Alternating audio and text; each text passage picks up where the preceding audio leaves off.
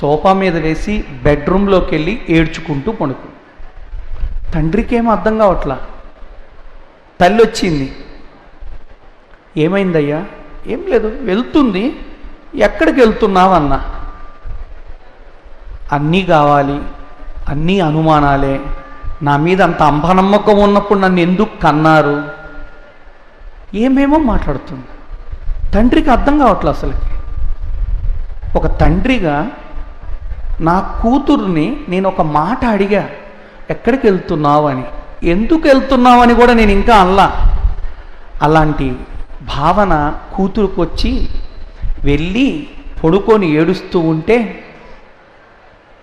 ఆ కూతురు దగ్గరికి తల్లిపై, ఎందుకమ్మా ఏడుస్తున్నావు, ఏమైంది? తండ్రి ఎక్కడికి వెళ్తున్నావు అని అడిగి. అంతే కదా అంటే, ఆయనకెందుకు అంది.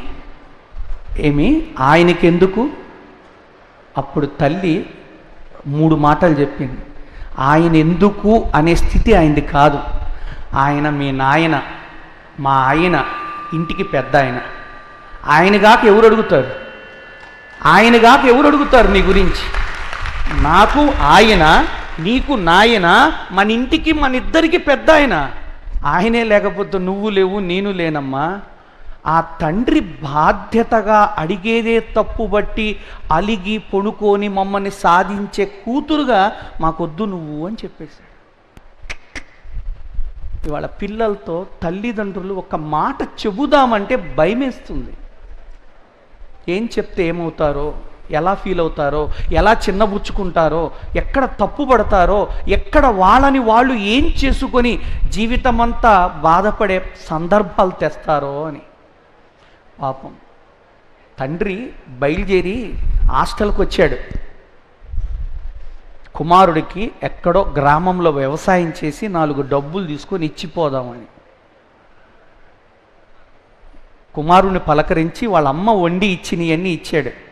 ఆయన సంపాదించిన 4 డబ్బులు ఇచ్చి వెళ్తూ, ఒరే జాగ్రత్త, ఎక్కడ అవసరమో అక్కడ వాడుకో, వృధా చేయి మాకు అన్నాడు. అంతే, నాకు ఇప్పుడు అవసరం లేదులే, తీసుకెళ్ళిపో.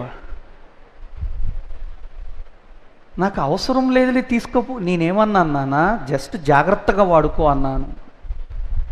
అంటే అపార్థంగా భావించడం ప్రతి మాటని. ఇప్పుడు నువ్వు ఏం చేస్తున్నావో అది నీ కోసం చేస్తున్నావు, కానీ నీ తల్లిదండ్రులు ఇవాళ ఏం చేస్తున్నారో వాళ్ళు మీకోసమే చేస్తున్నారు. నువ్వేం చేస్తున్నావో అది నీ కోసం చేసుకుంటున్నావు, కానీ తల్లిదండ్రులు ఏం చేస్తున్నాయి మీకోసమే చేస్తున్నారు. ఆలోచించట్లను. సే ట్రై టు థింక్. ఇవాళ ఎంటర్‌ప్రెన్యూర్‌షిప్, ఉద్యోగము, ఏదో రావాలి, ఇవన్నీ వస్తాయి. తండ్రి ఇంటికి వచ్చాడు, తల్లి బాగలేదు, పడుకొని ఉంది, కూతురు అక్కడే ఉంది. అలా లెగిసి, నాన్న మంచినీళ్ళు తాగుతావా అన్న ఒక్క మాట కోసం ఈ భూమిపైన ఎంతమంది తల్లిదండ్రులు ఎదురు చూస్తున్నారు ఇవాళ. వీళ్ళు చదివే చదువులేంటో, వీళ్ళు నేర్చుకున్న సంస్కారాలేంటో అనుక్షణం అహర్నిశం రాత్రి పగలు అనక తనువుని, జీవితాన్ని, ప్రతి క్షణాన్ని వెచ్చించి ఏదో సాధిస్తారని సంపాదించి అప్పచెప్పటానికే ఇవన్నీ వాళ్ళు పడే తిప్పలు. వాళ్ళకే కావాలి అంటే ఇప్పటి వరకు ఉన్నాయి చాలు. అందుకే విద్యార్థులు కొంచెం జాగ్రత్తగానండి. ఈ ప్రపంచంలో నువ్వు ఎన్ని జయించినా జయించకపోయినా, ఏది సాధించినా సాధించకపోయినా, తల్లి తండ్రుల హృదయంలో మంచి స్థానాన్ని సంపాదించండి. మీ ఐఏఎస్ మాకొద్దు, మీ ఐపీఎస్ మాకొద్దు, మీ డాక్టర్లు మాకొద్దు, అవన్నీ తర్వాతే.